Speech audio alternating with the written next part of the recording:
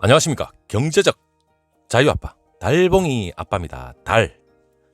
여러분 즐거운 일요일, 오늘도 마무리를 열심히 하고 있는 저희 구독자님들, 모든 시청자분들, 다시 한번 감사의 인사를 드리겠습니다. 늘 애청해 주시고 시청해 주시고, 저는 거의 목소리입니다. 저희 모습이 나오지 않기 때문에 여러분들한테 송구한 마음은 늘 가지고 있지만 헤아려 주시고, 그리고 직장인으로서 많이 바쁩니다. 그리고 정확한 그 내용을 출처를 달아달라는 그러한 구독자님도 있고, 그리고 아직까지 주린이로서 그리고 배당금이 언제 배당락일이 되고 그런 것도 모르시는 분도 아직 있습니다. 물론 주식이라는 종목이 접하고 어느 정도 내공이 있고 경력이 있으신 분들은 스스로 찾을 수도 있겠지만, 처음 접하시는 분들은 잘 모르시는 부분도 상당히 많습니다. 그렇기 때문에 전반적으로 여러분들의 댓글에 대한 답변도 한번 드리고는 싶은데 이상하게 짬이 좀 잘 안 납니다. 좀 이해해 주시고, 그리고 제가 조만간 시간이 나는 대로 종합적으로 고려해서 여러분들한테 다시 한번 또 말씀을 드리겠습니다. 그리고 제 그 자료는 제 나름대로의 자료를 많이 스크랩을 많이 해놓습니다. 그리고 최근에 동향에 관련돼서 여러분들한테 말씀을 많이 드리는 거고, 그리고 출처 같은 경우에는 그 언론사에 나오는 그런 제목, 시작하는 제목은 웬만하면 달아놓으려고 합니다. 거기서 여러분들이 언론을 검색을 해보셔도 나오는 게 대부분이고, 그리고 그래프 같은 경우에는 대부분 트렌드 포스, 대만의 그 시장 조사 업체죠. 거기에 나와 있는 걸 많이 인용을 또 많이 합니다. 그리고 저 오늘 여러분들한테 말씀드리고 싶은 건 대만의 반도체 전문 시장 조사 업체죠. 트렌드 포스가 있습니다. 그 업체에서 물론 그 대만의 TSMC에 좀 우호적인 그런 경향이 있을 수도 있겠지만, 하지만 내년에 충격적인 전망을 내놨는데, 저는 좀 어떻게 충격이라기보다는 엄청나게 호재죠. 물론 파운드리에 대해서 제가 많이 보고 있고, 그 향후 삼성전자의 미래 먹거리인 파운드리가 상당히 중요하기 때문에 거기에 대해서 관심이 엄청 많지만, 내년 삼성전자가 파운드리 초미세 공정에 있어서 무려 점유율이 40%에 육박한다는 그러한 전망을 내놨습니다. 엄청나죠. 물론 그 대만의 TSMC 같은 경우에는 60%, 삼성전자 40%입니다. 이건 곧 전체를 말씀드리는 건 아닙니다. 물론 초미세 공정인 10나노 이하 공정입니다. 하지만 여러분, 10나노 이하 공정, 즉 한마디로 7나노, 5나노, 4나노, 3나노 갈수록 이 파운드리에 대한 그 설비부터 시작해서, 여러분 이 그 공정으로 인해서 나오는 그 반도체 칩이죠. 이 설계만 하는데도 비용이 가면 갈수록 계속해서 천문학적인 비용이 들어갑니다. 설비만 하더라도. 그리고 단가 역시 5나노, 4나노, 3나노로 갈수록 이 단가 역시도 계속해서 높아집니다. 그리고 그 거대 팹리스로부터 향후 4차 산업혁명 시대 때 여러분 그 반도체가 초미세 공정으로 인한 그 생산이 계속해서 부각이 되고 있습니다. 그리고 상당히 중요하죠. 그리고 시장 그 파운드리 분야에 있어서 지금 삼성전자와 TSMC 같은 경우는 초미세 공정은 거의 양사가 거의 집중적으로 거의 경쟁업체가 없다고 생각해도 됩니다. 하지만 뭐 3위, 4위, 5위 이 정도는 이제 뭐 초미세 공정이 아닌 뭐 20나노 이상이겠죠. 하지만 제일 중요한 건 전체 파운드리 그 시장에서는 어떻게 보면 TSMC가 독보적이죠. 50%가 넘고 삼성이 20% 약간 모자라는 그러한 점유율을 가지고 있습니다.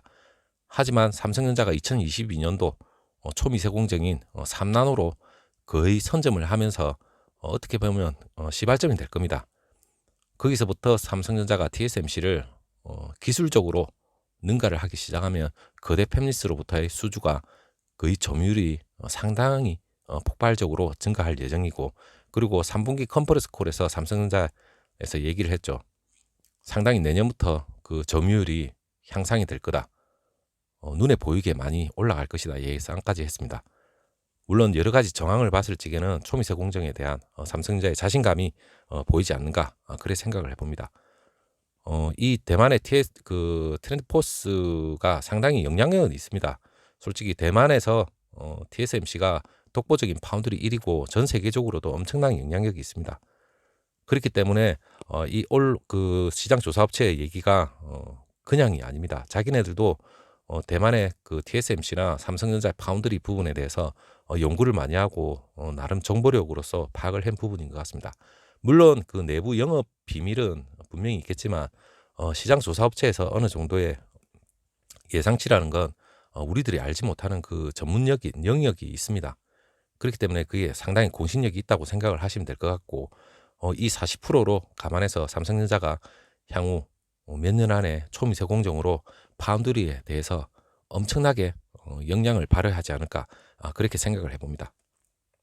자, 제가 거기에 대한 그 정보에 대해서 여러분들한테 종합적인 그 반도체 이슈나 칼럼 그리고 파운드리에 관련된 종합적인 걸 고려해서 여러분들한테 말씀을 드리겠습니다. 자, 대만의 TSMC 현재 파운드리 53.9%입니다. 삼성전자가 파운드리 사업부에서 17.4%. 거의 뭐 독보적인 차이가 있는 거죠. 하지만 여러분, 제일 중요한 게 이러한 여러 가지 그 정황이 있겠지만 삼성전자가 파운드리에서 상당히 선전을 하고 있는 건 맞습니다. 그리고 평가도 상당히 우세하죠. 지금처럼 안정적인 그 파운드리에서 일만 하더라도 어떻게 보면 성공이란 현실론도 상당히 무시할 수는 없습니다. 여기에 근데 삼성전자가 안주할 수가 없죠. 1위를 목표로 내세웠습니다.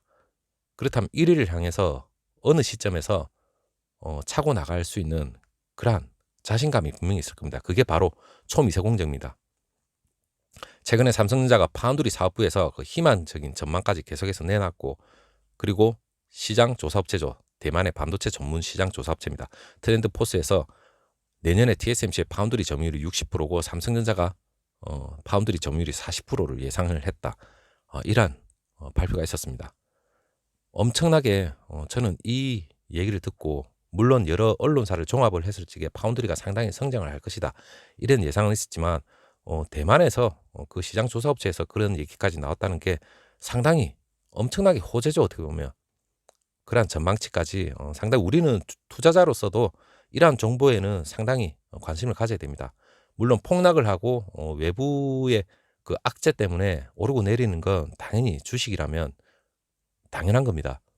그에 대한 멘탈적인 부분은 제가 다음 영상에서 준비를 할 수도 있겠지만 제일 중요한 건 우리는 그 기업의 가치, 확장성, 미래 이런 걸 보고 우리가 그래도 어느 정도 등락은 다 감안을 합니다. 장기 투자자로서. 그렇기 때문에 이 부분이 상당히 희망적이라고 여러분들의 자신 있게 말씀을 드릴 수가 있는 겁니다. 반도체 업계에서는 뭐 의미 있는 전망이라는 얘기까지 나오고 있고 그 세부적으로 앞으로 향후 삼성전자의 이 파운드리 전체 파운드리 시장이 2022년도가 되면 약 100조 원으로 엄청나게 커집니다. 이 커지는 시장만 하더라도 어마어마합니다.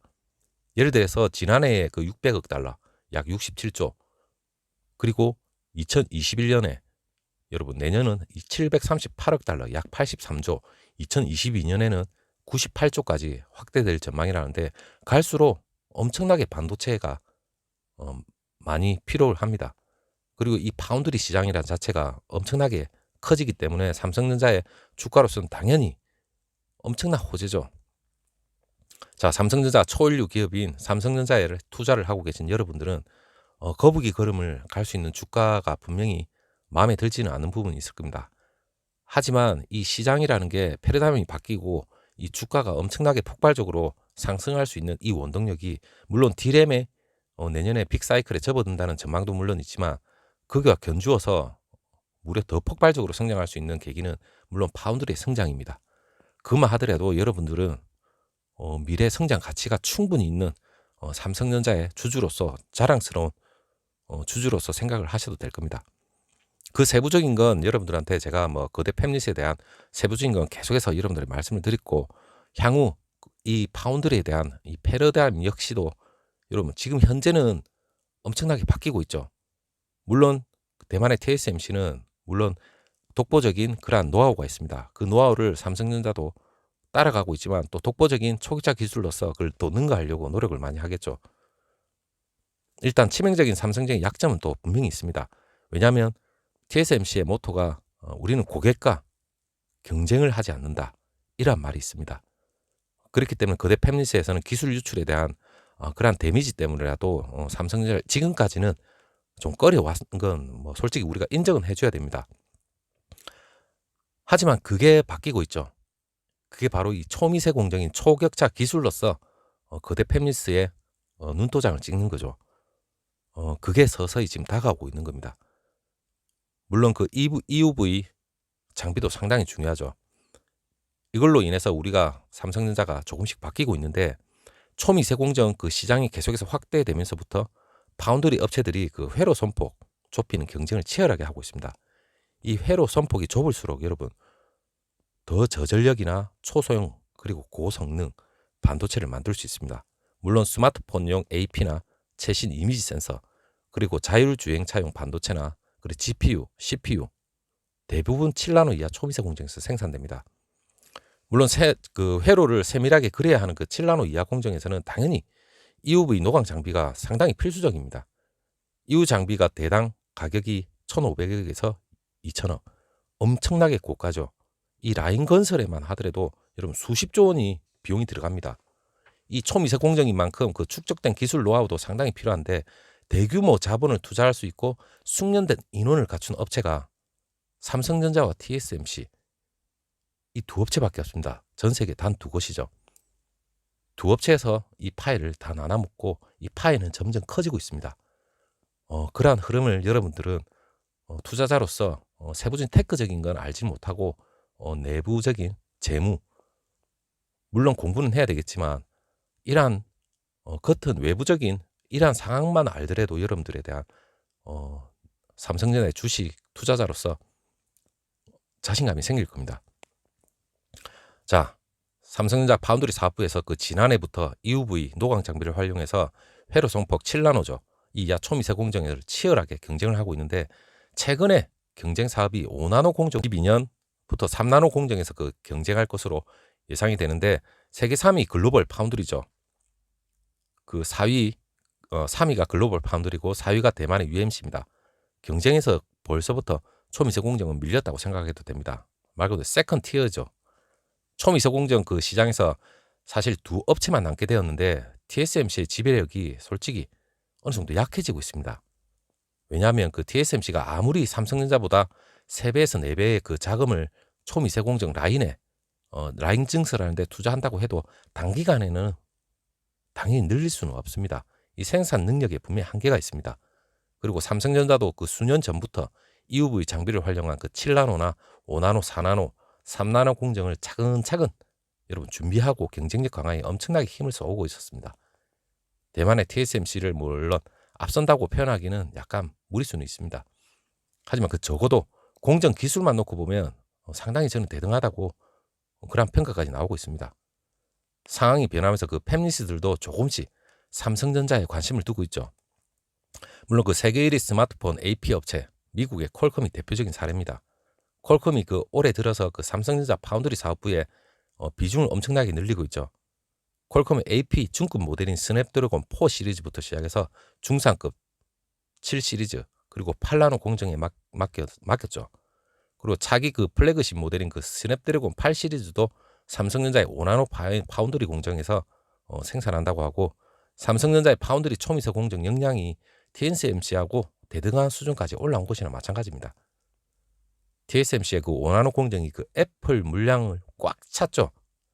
이게 어떻게 보면 저는 또 문제가 있는 게, 자, 여러분, 갤럭시 스마트폰을 생산하는 삼성전자의 그 무선 사업부가 퀄컴 스냅드래곤 AP를 물론 쓰는 고객이기도 합니다. 삼성전자의 그 퀄컴이 사업부별로 상당히 어떻게 보면 삼성전자와 경쟁까지 하면서 협력까지 하고 상당히 복잡하죠. 이러한 관계에 있는데도 퀄컴이 애플, 미디어텍과 다른 행보를 보이는 게 분명히 삼성 초미세 공정이라는 그런 원인으로 분석이 되고 있습니다. 그리고 향후 이제 미래 삼성전자는 파운드리 통합 서비스 역량을 강화를 해야 된다고 생각을 하고 있죠. 삼성전자가 그 파트너와 절대 경쟁하지 않는다. 참 대조적입니다. TSMC는 고객과 절대 경쟁하지 않지만 삼성전자는 파트너와는 절대 경쟁하지 않는다. 이 말 역시도 상당히 어떻게 보면 삼성전자의 자신감인데, 그리고 파트너와 거기에 대해서 엄청나게 협력 관계를 부각을 시키는 말이죠. 지난번 그 삼성전자의 파운드리 사업부 그 부사장이 한 얘기지만 이 지난달 29일이죠. 거기에 열린 그 세이프 포럼이라고 있었습니다. 그때 당시 2번 정도 강조를 했는데 그때 어떤 얘기를 했냐면 그 세이프 포럼은 그 삼성전자가 파운드리 사업부하고 고객인 그 파트너사들하고 한 자리에 모여가지고 최신 기술 동향을 공유하는 중요한 행사입니다. 여기 뭐 물론 라자 코드리 인텔 수석 부사장도 참석을 했죠.